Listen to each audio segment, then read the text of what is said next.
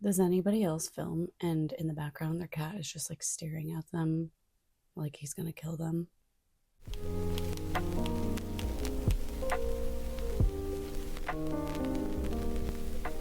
Okay, so my friend Gabby at Cerebral Calisthenics and I did our own little wrap up video for all the books we read together as our February joint TBR, where we each picked a few books that were published in the 90s, and I accidentally picked one that was published in the 80s.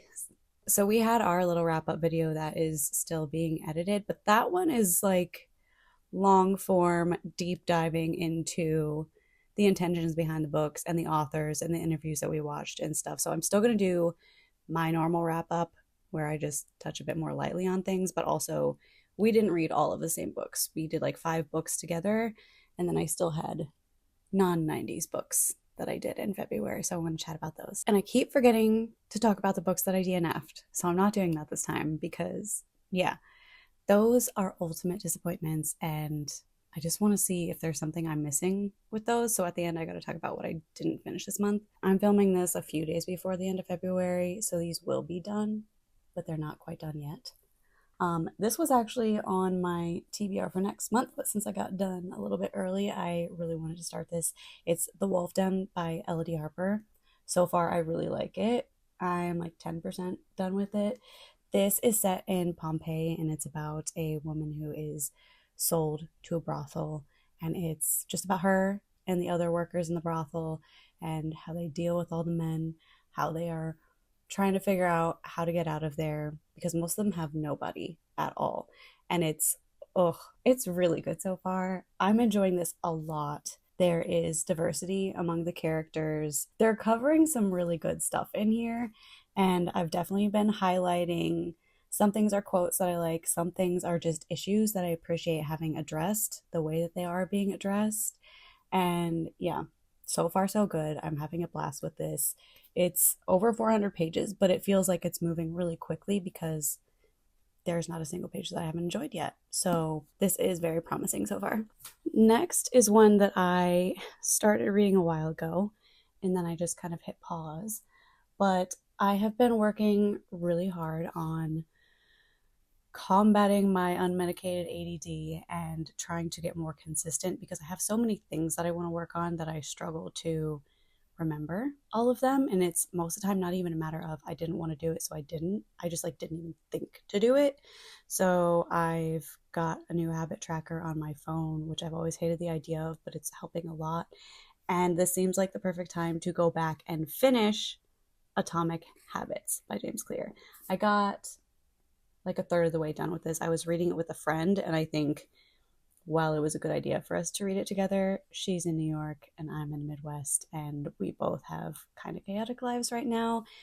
So it was slowing us down a lot to wait for each other and then have our little phone conversations about it. So I'm just going to go ahead and finish this on my own. And I have already highlighted a lot in this. It's not necessarily like earth shattering stuff that you've never heard before. I think what makes this so helpful is the approach that it takes. It's kind of the opposite. It's like, no, this is all just science. This is all just the science of people's brains and how we work. And it's helpful for me to see that since it is just human nature, there is like a very science-based way to combat the difficulty with instilling new habits in your life. That's helpful for me. That's comforting for me.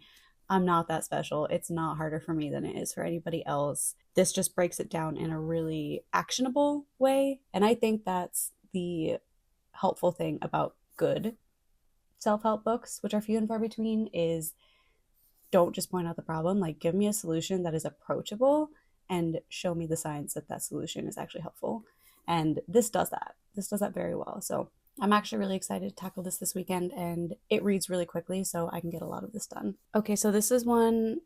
So with Gabby and I's 90s TBR, we together picked 4 books, and then our 5th book, we read something different, but still published in the 90s, and then we revealed it to each other in our video. I messed up.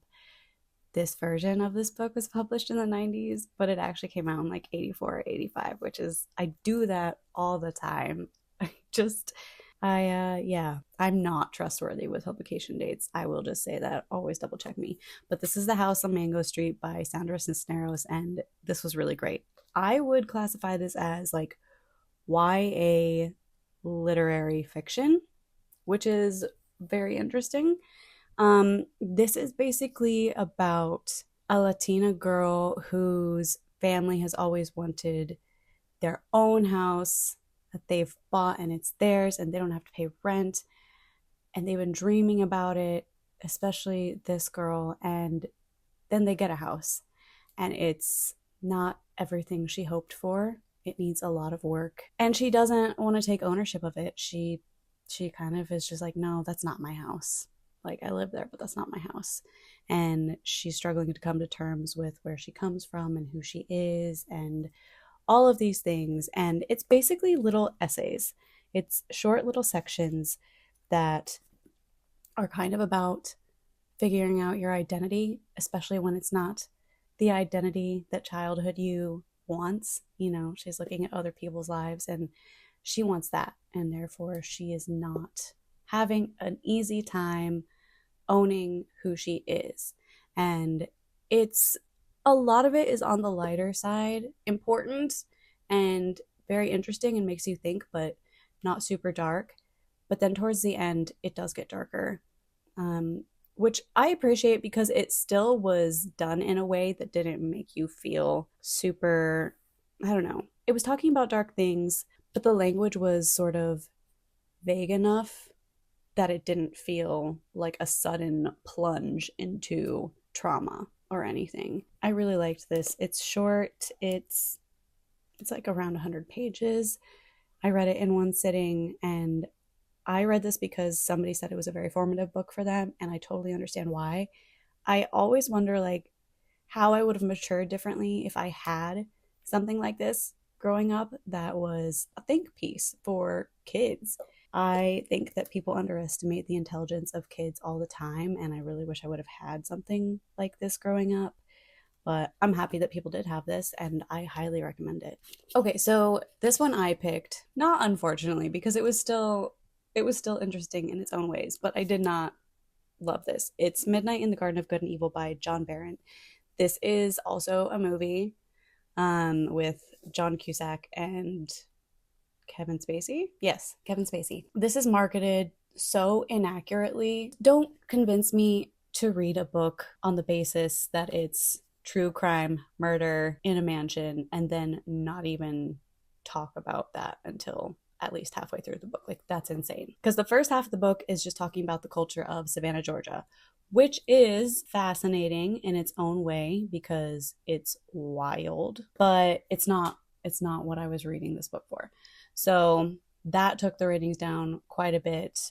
Also, just like the motivation behind it and certain things with the narrator, the guy who wrote it, I don't know. There's some really like ick vibes happening in here. I think we just like have a difference in, not morals, that's not the right word quite, but a little bit. I don't know. There were things that were off-putting. Anyways, this is supposed to be about a murder that really did happen in a mansion that is known for throwing the fanciest, finest parties in Savannah, Georgia, and the whole investigation with that. And I understand that the author wanted to kind of establish the characters in the neighborhood before we got to the murder. It was so drawn out. Like, there was so much that was unnecessary. Yeah, he would just spend so long just talking about random conversations with characters that did not affect what came later in the book. And to me, that was a little boring. I don't know. In the beginning, I thought it was going to be really great because in the beginning it was a lot more quick paced. It was a lot more of an overview of the neighborhood and the culture. And that was interesting to me. But then once he just kind of got into his interactions with characters to such a deep, detailed level, it was just not it for me. Because I was like, hello, is this murder happening or not? Because that's supposed to be the whole point of the book. Not a fan overall. Also, side note, I had a roommate that was from Savannah, Georgia, and she was like batshit crazy. So Savannah has me curious. I will not lie. We also read Fight Club by Chuck Palahniuk. And this was a roller coaster for me. Okay, so in the beginning, I was just stunned because I didn't expect to like his writing style as much as I did. He has a really interesting way of wording things that just hits. Like, they make so much sense the way he says things, but it's not the typical way of saying things. Like, it's unexpected, but it doesn't even make sense that it's so unexpected because it makes so much sense. It's weird. It's kind of hard to describe, but I really like that about him. I think it's a really good idea to watch interviews with Chuck if you're going to read Fight Club, because he is a fascinating man. I have things that I don't love about him, and I have things that I really, really like about him. He has a lot of footage online if you are so inclined to kind of look at the man and the meaning and the intention behind the book. Basically, we're following a man who works in a cubicle. He's miserable. He's so unhappy. He does not know the purpose of his life. He is frequenting a bunch of different support groups for issues that he does not have, and just taking in the, I guess, companionship that they provide and the openness that other people have in the group do something for him. And then one day he meets Tyler, who, I don't know, he's just this wacky guy, and they start a fight club together. And things just escalate in a really wild way from there. There are a lot of layers to this. There is a lot of introspection. It's a very reflective book. I need to rewatch the movie after reading the book. I haven't done that yet, and I'm very curious to do that because, I watched this growing up, but I had really no idea what was going on. Like I said, there are things I agree with and things I disagree with, but I think this is an important book. I think I can definitely appreciate what Chuck was trying to do. Honestly, I keep trying to summarize my thoughts on this book, and it's just really hard to keep it brief because there is so much that went into this book, and it's addressing so many things that are so nuanced. I keep just accidentally filming a 5-minute spiel about one tiny microscopic topic. So I'm going to leave that for the video coming out with me and Gabby, because we do a deeper dive into it there. For this video, I'm just going to say it's layered. It's important whether you agree or disagree with the things that are said and the things that are addressed. And I think Chuck is fascinating. I think he's a good author to have in the literary world because he is not afraid to go to intensely dark places. I think that's important to have around. It's a very interesting book. I did the audiobook, which I think was done really well. I would recommend the audiobook. Okay, I'm going to talk about this one now, even though it was a DNF, because it's in with all the 90s books, and I'm just kind of going through all of those right now. Poor Things by Alasdair Gray. I didn't finish this. I couldn't stand the book. I felt really bad not finishing all the books that Gabby and I were supposed to read, to the point where I tried to go back to it several times, and I just could not even get myself to take in what I was hearing because I was so bored. Like, I sat and tried to do nothing else and listen, and it's like when you read a sentence over and over and over again. My ADD and my dislike for it were just teaming up on that book, and there was just no way. So that was a bummer because I was really interested in this one. So then I watched the movie. I love the movie. I'm obsessed with the movie. I almost watched the movie back to back, except I had work the next morning. That's the only reason I didn't. So yeah, interesting. I think part of it is what the movie did is it presented things in a different order. It didn't just come right out with all the weirdness and darkness and madness right at the beginning. It got you interested first, and it coated things with humor and interesting aesthetics, and then it introduced you to the darker side of things. And I needed that because the book was just, it was more like old twisty white guys living in their own little delusional world, being obsessive about stuff and just going absolutely bonkers, which is why I don't like classic literature a lot of the times. I hate that. And it was just, why do I care about this? Like, you haven't given me a reason to care about any of this yet. And the movie switched that up. We get introduced to the character first, and she makes us laugh and all these things, and then they give us, little nuggets throughout the book, and it all slowly comes together. I don't think this is a spoiler because it's revealed pretty early in the book, but it's only revealed later on in the movie. So skip the next bit if you're gonna just watch the movie and you don't want to find this out. But basically, the plot of this is we are following a crazy old hermity man and his sidekick that gets selected from his medical class because he's like I don't know what he is, scientist, surgeon guy. I don't know how to describe him. Basically, this woman killed herself while she was pregnant, and this guy took the baby's brain and put it in the woman's body and brought her back to life with her baby's brain.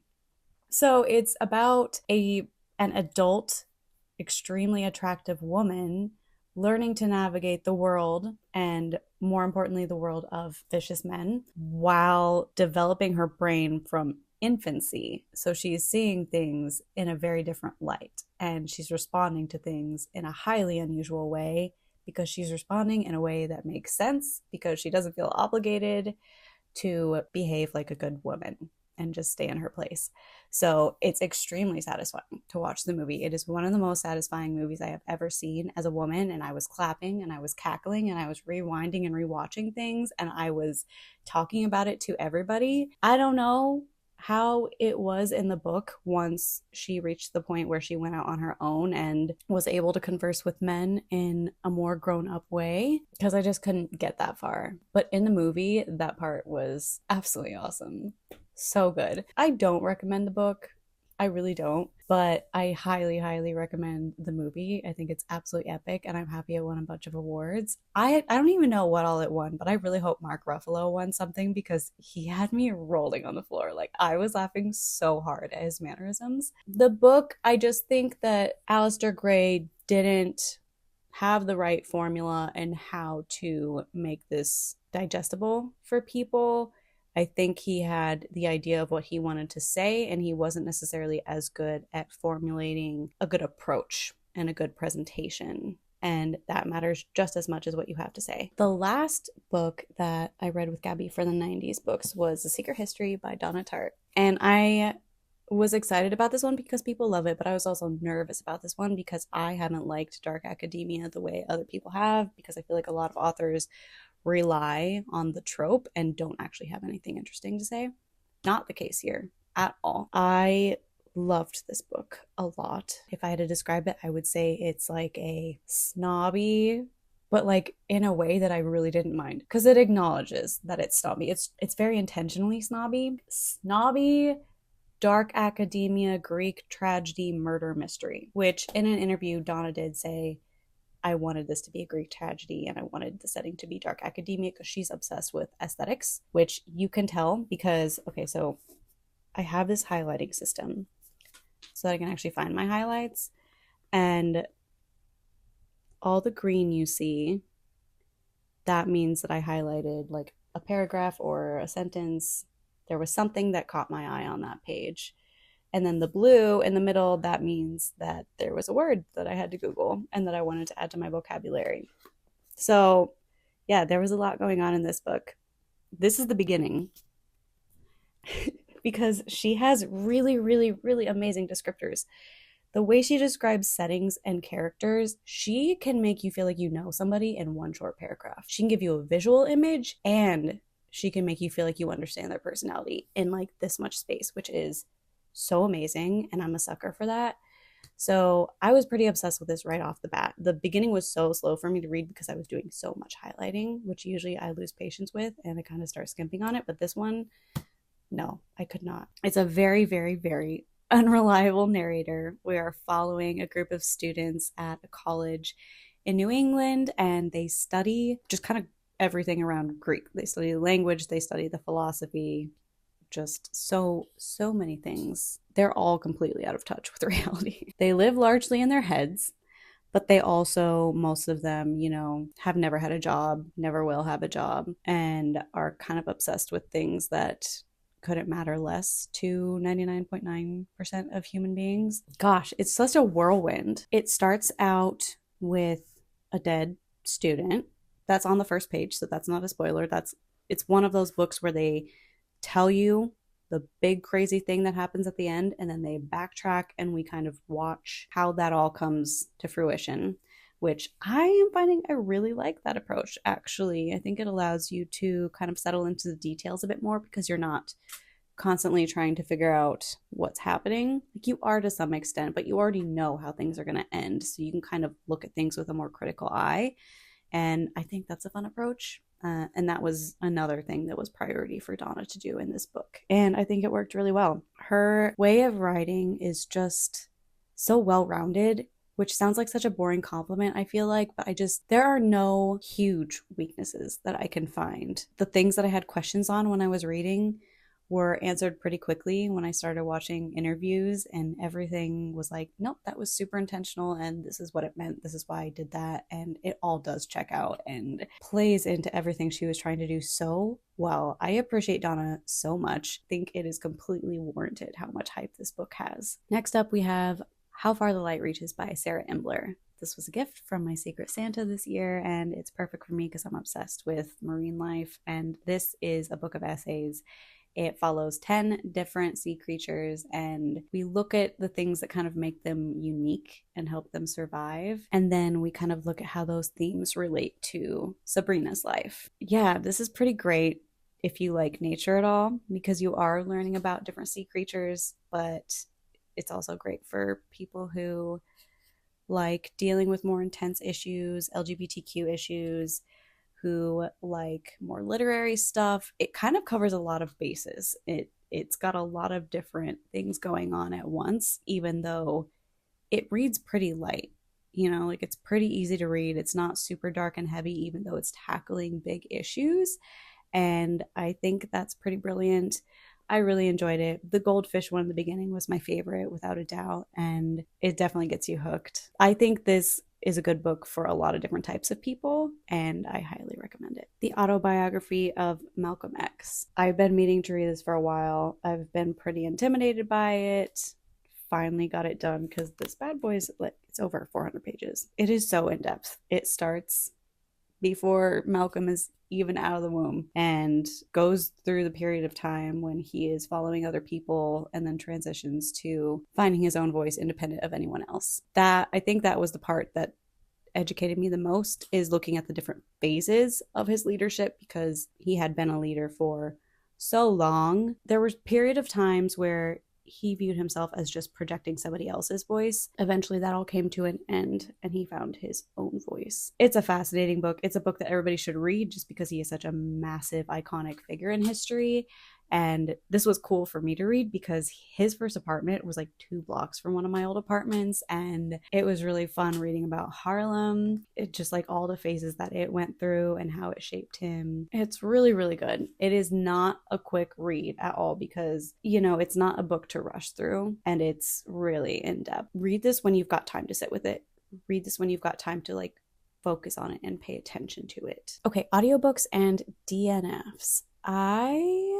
Sorry, I'm looking at my little Notion page here. The Atlas 6 by Olivia Blake. Okay, I finished that in February. I loved that book. It was a really, really good audiobook because they actually had a narrator for each character. Thank you to the audiobook gods, because I can't stand one person doing 7 different voices. It just never works. This is about basically magically gifted students who kind of get poached to be a part of this secretive society, and basically the trade-off is they take care of the security of it's the Library of Alexandria. It's like the discovered and now hidden and gatekept Library of Alexandria, and there's 6 of them. They're in charge of keeping everybody else out. They're in charge of the security, and the exchange is they get access to some of the knowledge that is in that library. The catch is they kind of find out that one of them is not going to be chosen for the society. One of them is supposed to die at the hands of the other students, and they're supposed to pick who they kill off. They all have their own reasons for being there, their own motivations, their own secret goals. A lot of them don't like each other. They're all very strong personalities, and I think the writing is so good for, like, modern day realistic characters who have very different ways of interacting with people, very different personalities, very different traumas. Like, it's just so realistic how they talk to each other. I appreciate that. It's funny, it's dark, it's interesting, it's dramatic, it's got a cool setting, it's kind of got everything. I'm really excited to read the next one. Like, especially as an audiobook, this was an absolute blast.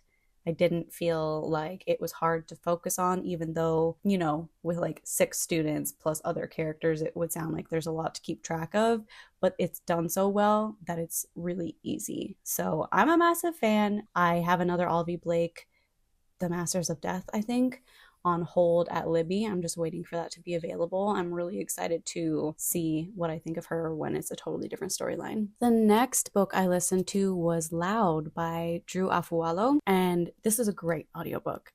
I didn't personally learn that much because it's just stuff I already know. Unfortunately, I'm just pretty well versed in the BS of men versus women in the world. So it wasn't new for me, but it was really awesome hearing a woman break things down in a way that can help younger women learn and look out for themselves and not take men's crap. That was epic to see.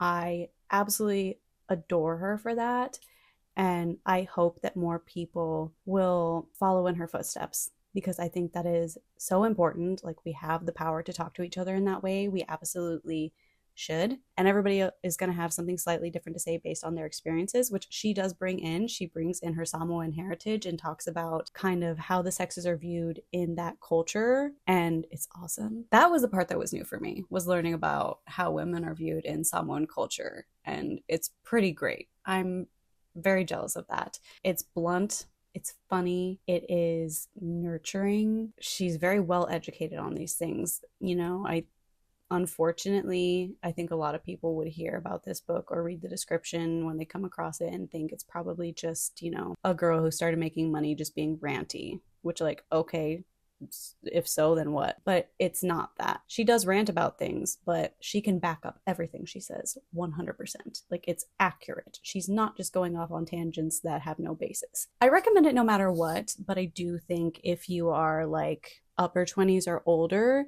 it might not be a thing that you get much new knowledge on, but it's still very satisfying to listen to, and it's just good for your soul to hear another woman speaking about the things she's speaking about in the way that she is. Like, it was very therapeutic for me. I also listened to Dark Matter by Blake Crouch, and holy cow. You know, like, I felt like it was going to be good just because of the people that I had seen who liked it. I trust their taste a lot, but I wasn't ready for how much it was like gonna get me in my soul, because it's a thriller. It's a thriller.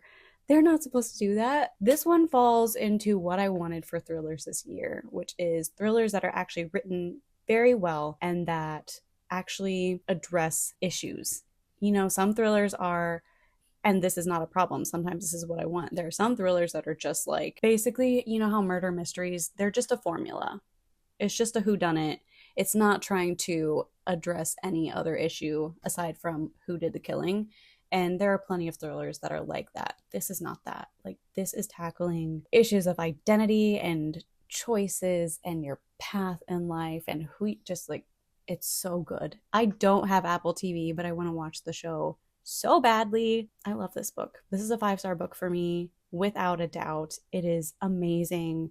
I think everybody should listen to it or read it. I did the audiobook and it was great. We follow a man who, he has his life stolen by himself, by another version of himself. I don't want to say that much more about it. And I don't feel like that's a spoiler, because the cover is literally like this guy surrounded by a million copies of himself. So, like, you know, going into it, dude's gonna meet himself. I really can't say anything else about it without ruining everything for you in the moment. And I think this is one that is so awesome to have those moments where it just makes you think. I feel like it'll detract from that if I say in advance the smaller details of it. So just go read it. It is amazing. It is not even getting enough hype, I would say. Okay, currently I am listening to Rock, Paper, Scissors by Alice Feeney. Alice Feeney is just an author that I wanted to try because she's one of those thriller authors whose name you see all the time because she has so many books and people generally like them. So I decided to give it a go. So far, I'm interested. Not like blowing my mind, but to be fair, thrillers typically don't blow my mind in the first like 15%, which is where we're at. We're following a couple whose marriage is like in shambles. So they decided to go away for the weekend to a converted chapel during a snowstorm, which sounds terrifying. And so far, yeah, it's getting really creepy. Yeah, it's not my favorite listening to husbands and wives that don't like each other anymore, because that's like a big phobia of mine. So I'm actually really not enjoying that part of it, but that's not a flaw with the book. That's just a me thing. It is very creepy so far, so it's doing that. There's a dog in it, and I swear if anything happens to the dog, like, I will never read another Alice Feeney book again. His name is Bob, and he's a gem. He's a big, dumb Labrador, and I'm really nervous about that. So far, so good. I'm not that far in, but so far, so good. Okay, this one was kind of a bummer, but it's a me problem. It's not a book problem. I finally got The Bookshop by Evan Friss, which is a history of bookshops. Sounds absolutely perfect, right? I was so pumped for this. I am glad that I listened to as much of it as I did. However, I think it was just a little bit too textbooky for me. It's not like totally dry, but there is just something about the formatting of it that was hard for me to focus on. And it's just like the details that they chose to really dive into were not the ones that I wanted that much of a deep dive on. I don't know if it's just that I wanted more of an overview rather than focusing on specific people and their financial issues. It's also like there'll be a really long chapter that's like a full deep dive on this little one singular bookshop, and then it'll be a literal 3-minute audiobook chapter on a broad topic, and then it goes back into like a 45-minute chapter on one singular bookshop, and then a 5-minute chapter on an overall topic. There was something about that was just not working for how I take in information. I kind of browsed the rest, and I listened to the chapter about the Strand in New York, which I was very happy to have because I love that bookstore. I used to go there all the time and I miss it a lot. So I'm happy that I got to hear that chapter, but I didn't finish this one. I don't know how far I got. I probably got like a third of the way through the book. I mean, people love this book. It's just with nonfiction, it's very much about how you take in information and how people present it, and this one just didn't line up for me. I think I already said this in a previous video, but this is the wrap-up, so I'm going to repeat it briefly. An Immense World by Ed Yong is basically a look at how every creature on Earth perceives the world differently. There are things that every creature is missing because we all have different senses. We all have a different way of taking in information in order for us to navigate. The opening for this book, my brain about exploded. I was so unprepared. Like, Ed came out swinging. He came out swinging. He basically throws a million different animals into a room and talks about how all of them are perceiving each other in very different ways, and how some of them don't even know certain ones are there because they don't have the senses to perceive that animal. It was wild. Then he goes on and talks about dogs and their sense of smell. And at that point, I had been listening to this as an audiobook, and I was like, I have to order the physical book because there are so many things that I'm going to forget. I need to highlight like 50% of everything that's on these pages. I DNF'd the audiobook, but it's because I'm switching to the format because I love it so much, and I want to remember things, and I want to be able to refer back, that I need to actually own this book physically. So it's freaking amazing. It is so amazing, and I can't wait for the physical one to get here. Okay, the last one is The Inmate by Frida McFadden. I DNF'd this after probably 2 chapters. It's so corny. It's like, imagine the most soap opera dramatic thing that's like a 1 in a freaking bajillion chance of happening. That's what's happening here, but it's like not that shocking. It was way too corny for me, man. It was way too corny. It was not even believable in any sense, which, like, yeah, thrillers are not typically the most believable thing in the world, but there is a certain level of reality that needs to be there for me. And this one was just like, even the level of stupidity. The main character was clearly just like not very bright. And I just didn't want to listen to this lady being dumb about everything. It's like it was written about the girl who goes into the creepy basement after they hear a noise and then dies first. Like, that's my impression of the main character here. And I just didn't want it. So this one was not for me. Okay, it looks like I DNF'd it at 20%. I actually marked it where I DNF'd it. Yeah. Okay, so I got a fifth of the way through the book, and I was completely unimpressed and uninterested. Like, the twists did not excite me or surprise me. they just made me roll my eyes. And that's the whole point of a thriller, is the twists. So it just didn't make sense to finish it. I'm sorry for trashing this book if you love this author. She's a popular thriller author, which is why I read her. It was kind of, I wanted to compare Frida McFadden to Alice Feeney, and I just want to get a grasp on the popular right now thriller authors who have a large library of thrillers to offer, because I would like to find one that I love so that I can work my way through their whole library. I really want that for myself. I haven't found that yet, which I guess, to be fair, I don't know how much Blake Crouch has written, so I need to look into that. If he's written more thrillers, I will read them. Frida McFadden is not the one for me. We're not a good match. And I suppose I should tell you what it's about. It's basically this woman gets hired to be a nurse at a prison. She shows up and it's like, oh my God, is it her baby daddy? I don't even remember. It might be her baby daddy, but don't quote me on that. Anyways, she's under the impression that he tried to kill her years ago, but she decided to apply for a job at the prison where he is held. And he's like the second patient that she needs to treat. That's where I got. That's how far I got. I really did not like that book. But that is everything that I read and tried to read in February. It was all over the place in a really good way. I am doing away with any like themes or anything for the next few months. I think I'm in a place where I really just need to read whatever random book is calling to me at the moment, and my mood reading is currently moodier than normal because I'm just like going through a lot. I'm stressed. I'm super exhausted. So sometimes it's hard for me to read books, even if they're the ones that I, in theory, want to read, because my brain just like can't take in anything that intense. So sometimes I have to pick up something lighter than what I really want, which is fine. Yeah, next month I've got like feminist nonfiction, got Tudor era stuff. I mean, I already did my video on it, but it's going to be all over the place, which is putting me at ease for sure. So this was an overall good month. Like, there were definitely plenty that I wasn't thrilled with, but there were a lot of things that made me think. I discovered some new authors who I want to read more by, which is not the most common for me. It takes kind of a lot for me to want to really deep dive into an author's other works. So I'm overall really happy with it. This was a good one. I would love it if y'all dropped a comment saying your favorite book that you read this month. I'm always looking for things to impulse buy from my book wish list, but I hope whatever you're reading right now, you're enjoying it. I'll see you guys next week.